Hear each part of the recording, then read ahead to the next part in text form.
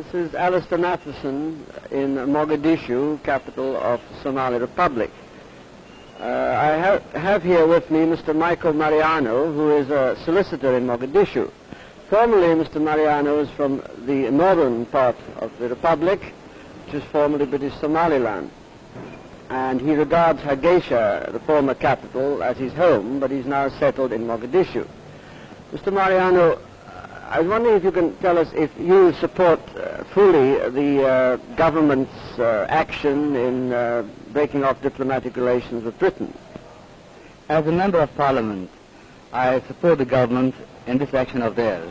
I realize that it's an unfriendly act, but we feel as Somalis that the British government has been guilty of more serious unfriendly acts in giving away our territories and denying us the right to self-determination. I see. Now, I believe you've been a fairly consistent advocate of the Greater Somalia Plan for many years now. In fact, how long is it that you have been advocating this? From way back in 1946, up to the present.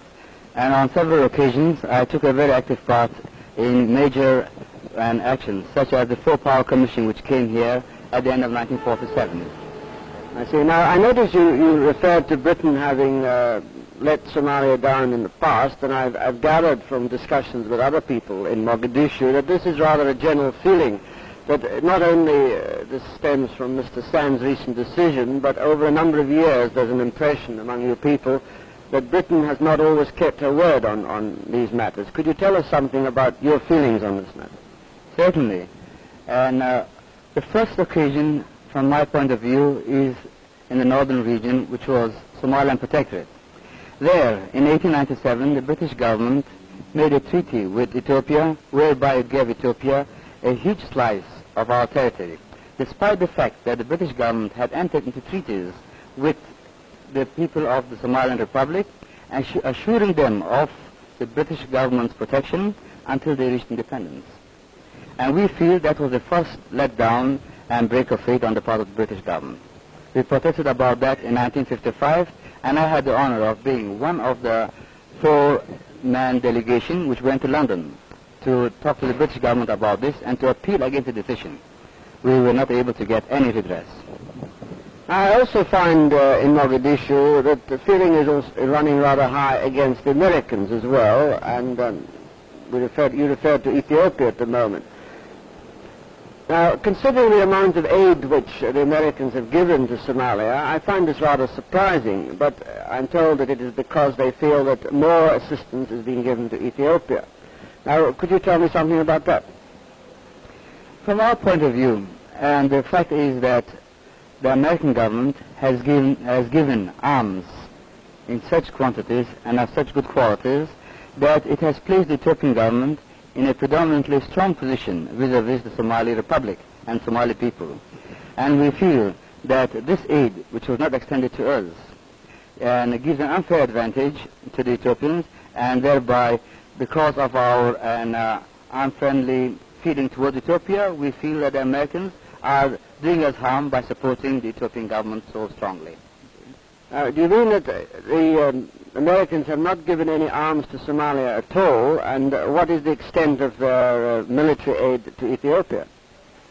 Well, I can't give chapter and verse to the question of the details, but I can say that practically all the aircraft, all the heavy equipment, and all the modern equipment that's had by the Ethiopian army is given by the American government. We know that hundreds of tons of material come through Djibouti from the United States for Ethiopia. We haven't had any yet.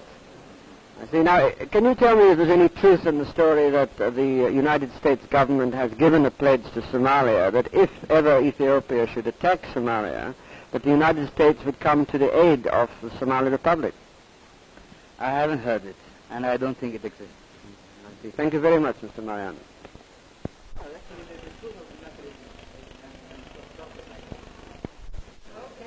There is one last question I'd like to ask you, Mr. Maryaano, and that is on a broader question of Pan-African relations. There's a feeling among some other African states that Somalia has tended to rather isolate herself from the rest of Africa, particularly the Pan-African movement that is very strong today. And I think in Moshi there was a rather unfortunate incident which tended to give some grounds to this. I don't know if you know about it, but could you comment on it or give us some further views on that? Yes, certainly. And I would say it's the other way around. We in Somalia have tried to embrace the whole of Africa. There are two groups in the Pan-African movement, and we go to both the groups in their conferences. That may be the reason why neither gives us their full support. And maybe one of the things we have to think over again and learn from our experience. In the case of Moshi, I feel there it is a question of everyone having in their minds the NFD question. So the Kenyan leaders, already having been committed to one attitude of mind, felt that it was necessary that they should walk out since the question was raised. And our delegate there felt that that was an opportunity at which he could explain the point of view of the Somali people, and he took the opportunity. I feel that there is a lot of propaganda due to misunderstandings and wrong emphasis and perhaps wrong information. And we've got to go a long way before we can, each of us in the East African group, really understand each other's problems, and from understanding only can come tolerance. Thank you very much.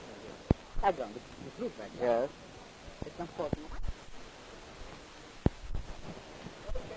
This is Alistair Matheson reporting from the Somali Republic. And here we are in Mogadishu on the shores of the Indian Ocean.